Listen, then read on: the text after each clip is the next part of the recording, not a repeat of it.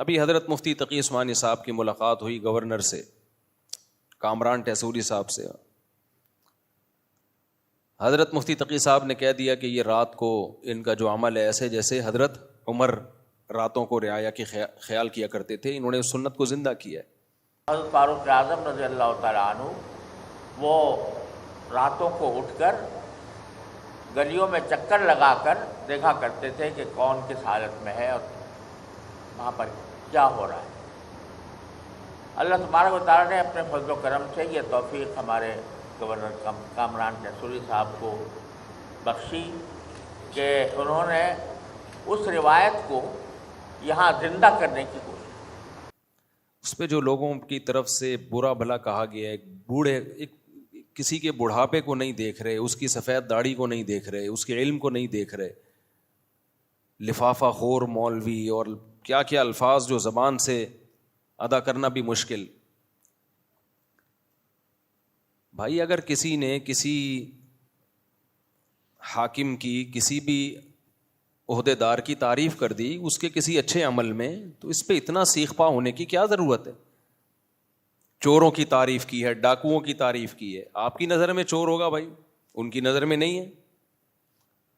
کہتے ہیں ماضی اٹھا کے دیکھو. کیوں ماضی کسی کا دیکھیں بھائی؟ ہمیں ماضی دیکھنے کا حکم ہے، حال دیکھنے کا حکم ہے. ماضی تو عمران خان کا بھی کوئی اچھا نہیں تھا، لیکن جب عمران خان کے ماضی کی کوئی بات کرتا تھا ہم کیا کہتے تھے؟ ماضی میں نہیں، کیا دیکھو؟ حال دیکھو. تو اب آپ حال کیوں نہیں دیکھ رہے؟ تو پوری قوم ایک عجیب دماغی مریض بنی ہوئی ہے. آپ زیادہ سے زیادہ یہ کہہ دو بھائی ہمیں حضرت مفتی تقی صاحب کی اس بات سے کیا ہے؟ اختلاف ہے، ہماری رائے میں ایسا نہیں ہے، ختم ہو گئی کہانی. ہر چیز کو ہماری قوم ایمان اور کفر کا مسئلہ بناتی ہے، ہر چیز کو. کچھ لوگوں نے تو یہاں تک کہنا شروع کر دیا کہ یہ حضرت عمر کی گستاخی ہے، حضرت عمر کے برابر. بھائی حضرت عمر کے برابر کون کس کو قرار دے سکتا ہے؟ اگر حضرت مفتی تقی صاحب یہ کہتے کہ نبی کی سنت زندہ کر دی تو کیا نبی کے برابر قرار دے دیا؟ اچھا سوچنا سیکھو. اچھا اب ہم کسی کے فیور میں بات کرتے ہیں تو کیا چونکہ دیوبندی ہیں، چونکہ حنفی ہیں، لہذا یہ حنفیوں کی تائید کر رہے ہیں.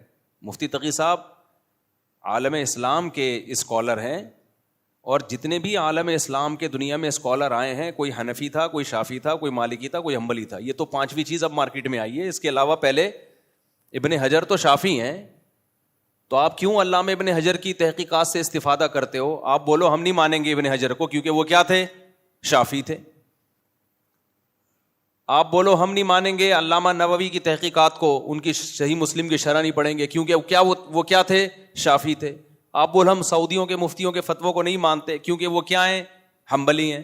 یہ تو پاکستان میں ایک چیز پیدا ہو گئی ہے کہ جو فقہ کے مدون مکاتب ہیں جن پہ پوری امت کا اجماع ہے کہ یہ ٹھیک ہے، کسی ایک کو بھی فالو کرو، آپ ان سے ہٹ گئے ہو. میں دیکھتا ہوں جب میں کوئی علمی بات کرتا ہوں، ابے بھائی یہ تو دیوبندی ہے، یہ تو حنفی ہے. آپ دلائل سے جب جواب نہیں دیتے، باطل کی عادت ہوتی ہے دلیل کا جواب دلیل سے نہیں دے گا، ہمیشہ کس پہ آتا ہے؟ وہ ذاتیات پہ آ جاتا ہے.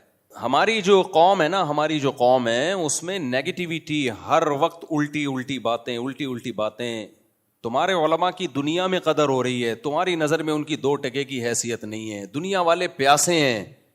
آپ پاکستانی علماء کہیں بھی جائیں تھوڑی قدر نہیں ہوتی، بہت زیادہ قدر ہوتی ہے، علمی لحاظ سے بھی عملی لحاظ سے بھی. انڈیا اور پاکستان دونوں، بنگلہ دیش بھی اس میں شامل ہے. تو علمی لحاظ سے بھی قدر ہوتی ہے، عمل کے لحاظ سے بھی قدر ہوتی ہے. کہتے ہیں ان کا فتویٰ بھی مستند ہوتا ہے. جو اہل حق علماء ہے میں ان کی بات کر رہا ہوں، ہر ایک کی. میں قوالیوں والوں کی بات نہیں کر رہا کہ جو مزاروں پہ کرنٹ لگانے والے بابے اور قبروں پہ سجدہ کرنے والے بابے، ان کی بات نہیں کر رہا میں. لیکن ہماری سوچ، ہماری جو مینٹیلٹی ہے وہ بہت زیادہ گرتی جا رہی ہے. اخلاقیات تو ہے ہی نہیں. اختلاف کا مطلب سامنے والے کو اتنا نیچا دکھانا. بھائی تھوڑا بحث کرنا سیکھو. یہ چیزیں اسکولوں میں سکھانے کی ہیں. اعتدال بھی کوئی چیز ہوتی ہے. آپ اختلاف کرو، ہم نہیں کہتے کہ آپ کسی کی اندھی تقلید میں آ جاؤ. آپ کی ایک رائے ہے، آپ گورنر کو برا سمجھ رہے ہو، آپ بولو بھائی ہماری رائے میں یہ ٹھیک نہیں ہے، ختم ہو گئی بات. تو ایسا دیکھو جب انسان کی زبان خراب ہوتی ہے نا، میں نے بتایا کہ زبان خراب کب ہوتی ہے؟ سب سے پہلے بدگمانی. حضرت مفتی تقی عثمانی صاحب کا کامران ٹیسوری سے کچھ بھی لینا دینا نہیں ہے, 5 روپے بھی نہیں لیے ہوں گے انہوں نے. دوسری بات یہ کہ آپ کے پاس کرائٹیریا کیا ہے؟ کیا آپ نے یہ فرض کر لیا ہے کہ آپ کی مرضی کا اگر سیاستدان نہ جیتے الیکشن میں تو وہ لازمی غلطی ہوگا؟ یہ فرض کیوں کیا ہوا ہے آپ نے؟ اور سارے ہی غلط ہوں گے؟ کیا دنیا میں کوئی ایسا شعبہ ہے جس میں 100% لوگ غلط ہوں؟ ہے بھائی, ہم سے آپ دین کا علم سیکھو بھائی, اس میں ہماری رائے معتبر ہوگی. سیاسی چیزوں میں جتنی ہمیں جو تجزیہ ہے, جو ہم معلومات ہیں, اس کے حساب سے ہم بھی ایک رائے قائم کرتے ہیں, اور وہ رائے ہماری تبدیل بھی ہو سکتی ہے. میں تو ایک اصول اور ضابطہ بیان کر رہا ہوں کہ بھائی دشمن کی رائے کا اعتبار بولو نہیں ہوتا.